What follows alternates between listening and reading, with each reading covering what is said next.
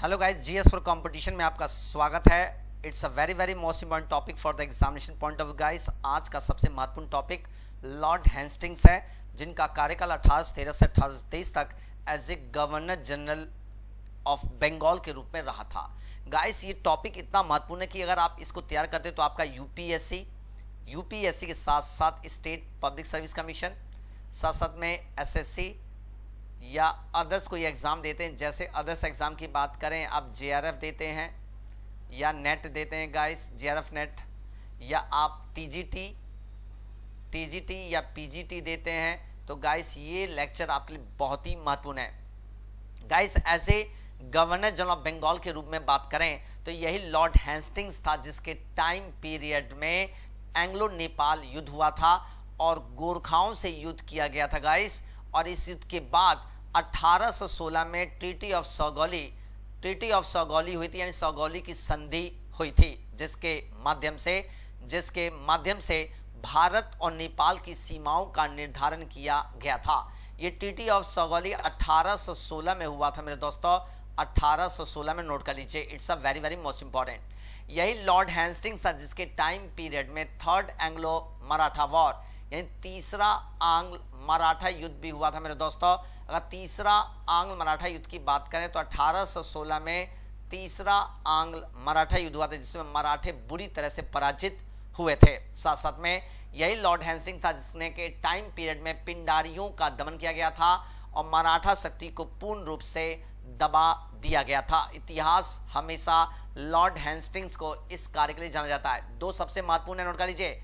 पहला, treaty of सौगौली की संधि हुई थी 1816 में नेपाल के साथ, और दूसरा सबसे महत्वपूर्ण तीसरा आंग्ल मराठा युद्ध इसी लॉर्ड हेस्टिंग्स के समय में हुआ था। और इसके कार्यों की बात करें तो इसके टाइम पीरियड में सबसे महत्वपूर्ण भू राजस्व की रैयतवाड़ी प्रणाली को स्थापित किया गया था, यानी ryotwari system was established by the British East India Company in the time period of Lord Hastings। इसी लॉर्ड हेस्टिंग्स के समय में रैयतवाड़ी सिस्टम को शुरू किया गया था। इस रैयतवाड़ी सिस्टम में किसान भूमि का मालिक था और किसान की भूमि को माप करके लगान वसूल किया जाता था। इसे सबसे पहले मद्रास में, बॉम्बे में और असम में थॉमस मुनरो के द्वारा इम्प्लीमेंट किया गया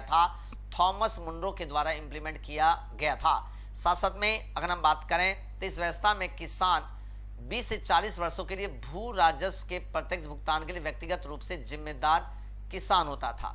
यहाँ पर अगर बात करें, जो सिंचित भूमि नहीं थी उस पर 50% और जो सिंचित भूमि थी उससे 60% तक लगान लिया जाता था। यही थी रैयतवाड़ी सिस्टम जो लॉर्ड हेस्टिंग्स के समय में लागू किया गया था। साथ साथ में इसी लॉर्ड हेस्टिंग्स की बात करें तो इसके टाइम पीरियड की सबसे महत्वपूर्ण घटना ये भी है कि यहाँ पर 1817 में राजा राम मोहन राय के द्वारा पश्चिमी शिक्षा को बढ़ावा देने के लिए हिंदू कॉलेज की स्थापना की गई थी। यहाँ पे राजा राम मोहन राय और डेविड हेयर ने मिलकर गाइस यहाँ नोट कर लीजिए, राजा राम मोहन राय और डेविड हेयर ने मिलकर यहाँ पर हिंदू कॉलेज की स्थापना 1817 में किया था, ताकि वेस्टर्न एजुकेशन को बढ़ावा दिया जा सके, और ये कार्य लॉर्ड हेस्टिंग्स के समय में हुआ था। साथ साथ में लॉर्ड हेस्टिंग्स के समय में ही सरकार ने कलकत्ता, दिल्ली और आगरा में 3 संस्कृत महाविद्यालय भी स्थापित किए थे। अतः इनका टाइम पीरियड एजुकेशन डेवलपमेंट के लिए भी जाना जाता है। साथ साथ में इन्हीं का टाइम पीरियड था जिसमें वेलेस्ली अवधि के दौरान जो 1799 में जारी प्रेस उन्मूलन सेंसरशिप को जो लागू किया गया था, इससे स्वतंत्रता लॉर्ड हेस्टिंग्स के समय में ही दिया गया था। साथ साथ में इस अधिनियम के माध्यम से गाइस पत्र पत्रिकाओं और समाचारों पर प्रकाशन में होने वाली सामग्री पर जो ब्रिटिश के अगेंस्ट हुआ करती थी उसे पूरी तरह से प्रोहिबिट किया गया था, जिसमें कुछ हद तक ढील दिया गया था इसी लॉर्ड हेस्टिंग्स के समय में। गाइस नोट कर लीजिए, it's a very most important. साथ साथ में अगर बात करें गाइस इन्हीं की टाइम पीरियड की बात करें तो इनका टाइम पीरियड इतिहास में ब्रिटिश साम्राज्य के विस्तार के लिए जाना जाता है। साथ साथ में इसके जन्म की बात करें तो इनका जन्म 9 दिसंबर 1754 को काउंटी डाउन यूनाइटेड किंगडम में हुआ था, जबकि इनकी मृत्यु 28 नवंबर 1826 को नेपल्स इटली में हुआ था। गाइस नोट कर लीजिए, it's a very very most important. इनका पूरा नाम था Francis Edward रॉडन Hastings, first Marcus of Hastings, ये इनका पूरा नाम था गाइस। आई होप गाइस कि हमारे द्वारा जो कंटेंट आपको दिए जा रहे हैं लगातार आपको पसंद आ रहे हो गाइस। ये कंटेंट पूरी तरह से यूपीएससी, पीएससी, पीजीटी, टीजीटी, साथ साथ में आपका जेआरएफ, नेट के साथ साथ एसएससी, इन सभी के लिए आपको काफ़ी ज़्यादा ये लाभदायक होगा। चलिए guys, thank you, take care and जय हिंद दोस्तों।